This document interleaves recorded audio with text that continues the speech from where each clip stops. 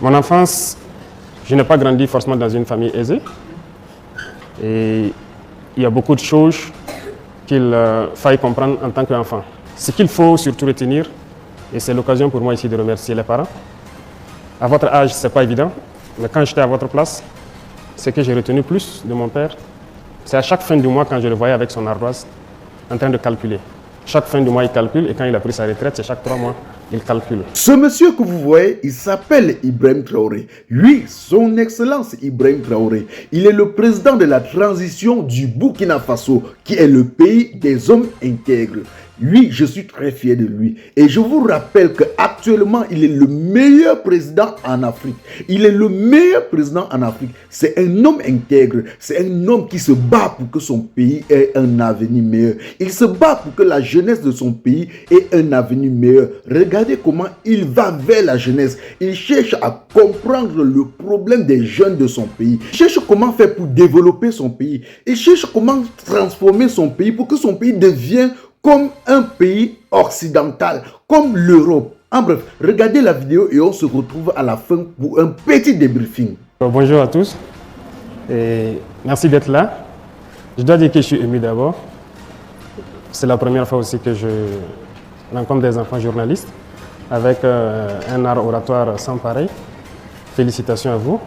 Ça me fait beaucoup de plaisir et je pense que ce serait un moment d'échange entre nous et que vous pourrez apprendre beaucoup de choses donc, à l'issue, aussi bien que moi aussi, d'apprendre beaucoup de choses de vous.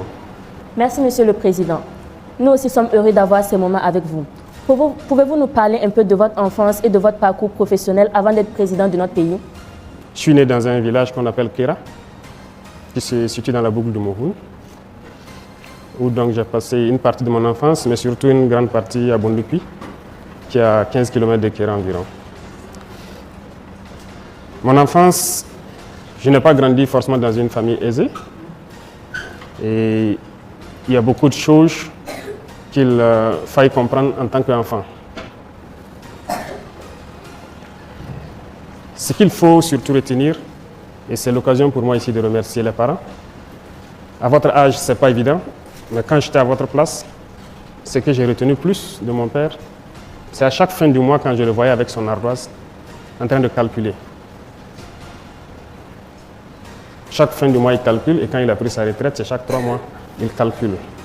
Mais plus tard, quand j'ai grandi, j'ai compris qu'est-ce qu'il calculait. C'est difficile, lorsqu'il y a le salaire, et de réfléchir à comment nourrir les enfants, comment les scolariser, comment les soigner, comment les habiller. Voilà un peu les calculs qu'il faisait. Donc c'est pour vous dire que les parents, ils se soucient beaucoup de nous. Ils se battent pour nous et vous ne pouvez pas imaginer combien. Beaucoup d'entre vous, quand vous serez grand un jour, vous comprendrez. Nous, il a fallu qu'on grandisse et pouvoir rendre hommage à nos parents aujourd'hui. S'il y a aussi quelque chose que j'ai appris du papa, il y a une phrase qu'il nous disait chaque fois à la maison. Exécution avant réclamation. Parce qu'il fut militaire aussi, avant de devenir plus tard infirmier. On l'obéissait et on faisait ce qu'il nous demandait de faire. Et même si on ne voulait pas le faire, il faut d'abord exécuter et plus tard, vous le faites comprendre.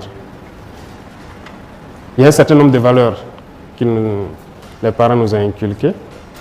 En ce qui concerne d'abord l'intégrité, l'honneur, la dignité. Ce sont des choses qu'on a appris avec eux et qui nous ont forgés et qui nous ont permis peut-être d'être ce que nous sommes aujourd'hui. Comme je dis, les parents n'étaient pas forcément aisés, mais ce n'est pas pour autant qu'il faut aller mendier, ce n'est pas pour autant qu'il fallait pleurnicher ou aller mentir ou voler. C'était interdit, strictement interdit. Donc il y a un certain nombre de valeurs, malgré donc, que vous n'êtes pas forcément aisé, mais vous devez incarner. La solidarité, par exemple, on nous apprenait toujours à partager avec les autres. Et je pense qu'il y a eu des moments où peut-être qu'on n'était pas en bonne phase, on était enfant, on ne comprenait pas. Pourquoi la maman, vous savez qu'au village, les enfants des autres peuvent venir passer 1 an, 2 ans avec vous pour étudier, ou voilà, ceux qui quittent les plus petits villages et reviennent en ville. Donc, quand elle nous donnait 2 gâteaux, peut-être qu'elle donnait 3 gâteaux à l'enfant de l'autre. Et nous, bon, en tant qu'enfants, ça nous faisait un peu jaloux. Pourquoi vous ne nous donnez pas peut-être la même chose? Pourquoi même prendre mieux soin de l'enfant de Touré que ses propres enfants. Elle nous disait toujours que vous comprendrez quand vous serez grand, le jour où vous ne serez pas peut-être à côté de nous. Étant grand, on comprend. Et on a appris à partager aussi avec les autres. C'est dans ça que nous avons été forgés. Et moi particulièrement, j'ai fait beaucoup de tâches ménagères, hein. C'est qu'on dirait peut-être les tâches des filles. J'ai aidé ma maman à laver ses assiettes, à vendre ses beignets et tout. Les gens se sont peut-être moqués de moi, les camarades à l'école. Mais c'était une manière pour moi de la soutenir. Parce que ce n'est pas facile de la voir se lever à 5 h du matin. Voilà, chaque jour, faire ses beignets pour aller à l'école. Moi, la récréation, j'étais le premier, je courais à rejoindre l'emplacement, je l'aidais à vendre ses beignets. Les camarades peuvent se moquer et tout, mais voilà, je l'aidais comme je pouvais. Donc c'est un peu ce qui a marqué la toute petite enfance. Je me suis retrouvé à 14 ans libre. Quand j'ai dit libre, je me suis retrouvé tout seul à Bobo, libre de faire ce que je veux. Mais on n'est pas enfant par l'âge, c'est dans la tête. Et à partir de ce moment, j'ai compris qu'il fallait prendre sa vie au sérieux. Parce que quand je dis libre à 14 ans, vous êtes libre de faire ce que vous voulez. Vous avez le choix d'être paresseux, de ne plus travailler, de ne plus aller à l'école, mais aussi de continuer à poursuivre. Parce que depuis le primaire, on vous dira peut-être qu'on a toujours été premier de classe, mais ce n'est pas pour zéro parce que le papa, il ne s'amusait pas. Il prenait tout son temps pour nous instruire à la maison. Et les week-ends, lorsqu'il te donne un problème ou des opérations ou une dictée et que tu n'as pas réussi, tu ne manges pas le petit déjeuner. Voilà un peu comment ça se passait. Mais ça nous a forgés et ça fait de nous aujourd'hui les hommes que nous sommes. Et nous souhaitons pouvoir être à la hauteur et transmettre cela aux enfants que vous êtes. Et je pense que chaque parent devra donner le meilleur de soi-même et vous aussi d'être reconnaissant et de reconnaître donc le travail que les parents font pour nous soigner, pour voilà, prendre soin de vous. Voilà un peu résumé, je peux dire ma tendre enfance, comment ça s'est passé, qu'est-ce qu'on a vécu. Votre parcours professionnel. Il faut dire qu'il y a une chose aujourd'hui, je suis le chef d'État, mais j'étais, comment je vais dire, j'ai fait le primaire, le secondaire, l'université comme tout le monde. Mais l'amour d'être militaire m'a toujours habité. Comme je l'ai dit, le vieux était militaire avant d'être infirmier. Depuis l'enfance, ces rangers, ces casques lourds qui étaient à la maison, je les portais. Donc, je sais qu'il savait que j'ai l'amour du métier, mais la maman n'a jamais souhaité avoir un enfant militaire. Et au CM1, j'ai fait le concours de l'excellence. Et au CM2, il y a mon maître qui voulait coûte que je passe le concours de Britannique. Mais la maman s'est opposée farouchement. Elle a vu la souffrance sûrement du papa en tant que militaire, donc elle ne voulait pas qu'un de ses enfants soit militaire. Elle a refusé. J'ai continué à bosser. J'ai un penchant scientifique, ce qui a fait que j'ai fait une filière scientifique jusqu'à l'université, où j'étais en géologie. Voilà. Après le bac, j'ai souhaité encore rejoindre l'armée, mais elle a refusé. Mais quand elle me refusait quelque chose, je ne pouvais pas forcer, parce que si tu forces, ce n'est pas bien. Donc j'ai continué. En année de maîtrise encore, à l'université, je l'ai encore demandé. Je l'ai dit, c'est l'armée que je veux. J'étais bien en géologie, je pouvais faire ce que je voulais. Voilà. Il y avait beaucoup de possibilités de bourse, parce que je n'étais pas quand même dernier de classe. Voilà. Mais c'est en année de maîtrise qu'elle m'a donné l'autorisation. Et j'ai fait le test de l'académie. Je suis allé faire ma formation et voilà, je suis devenu officier de l'armée. Moi, j'étais convaincu. Si elle m'a donné sa bénédiction, elle m'a dit de le faire cette fois-ci. Donc, j'étais convaincu. Je savais ce que je faisais. C'est pour vous dire que, comme je disais, 14 ans, vous vous retrouvez tout seul dans une grande ville. Ce n'est pas facile. J'étais au lycée mixte d'Akarville, par exemple au secondaire, mais je logeais à Sarfalao, qui fait environ 7 km. Mais je vous dis que j'ai marché pendant un bon moment. Matin et soir, je marchais, je revenais, jusqu'à ce que peut-être il y a un ami d'un grand frère qui m'a prêté son vélo. Mais je croyais en ce que je voulais. C'était, comment je dis chez nous, c'est une conviction. Ce que le papa nous a appris depuis l'enfance, comme je vous dis, il nous encadrait. On avait toujours envie d'être meilleur.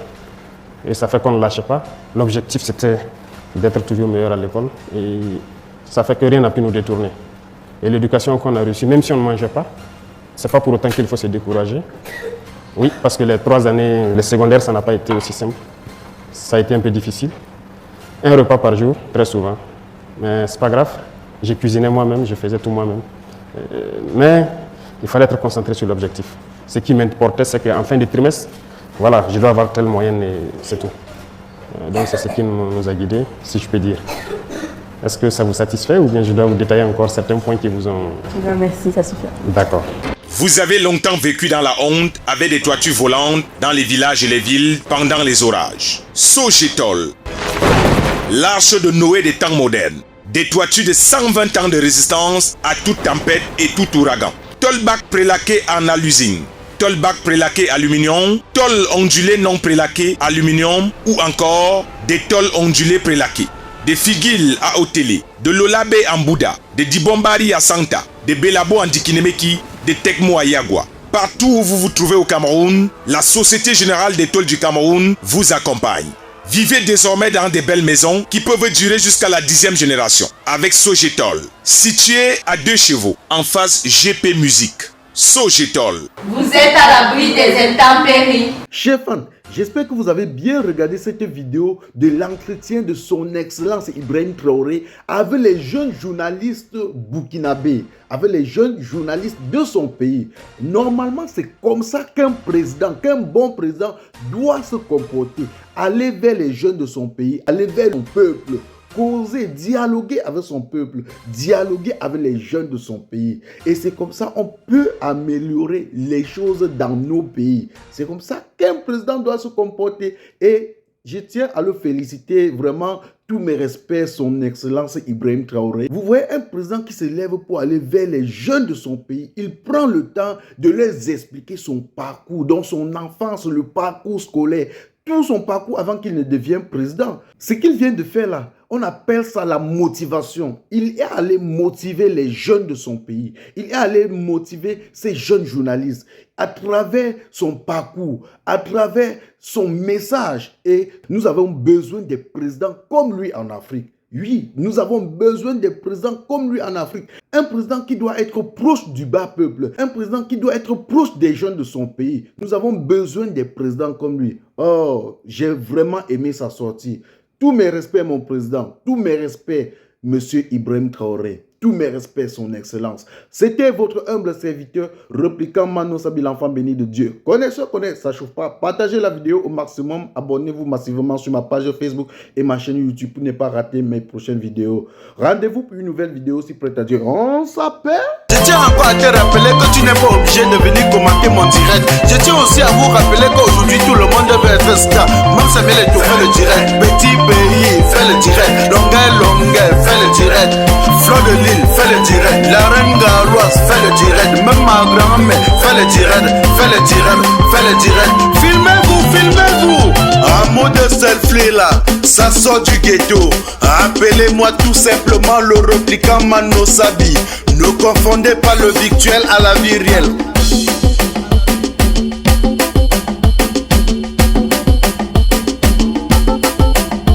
On s'amuse, on s'amuse, on s'amuse, on s'amuse, on s'amuse, on s'amuse. Selfie, maman selfie.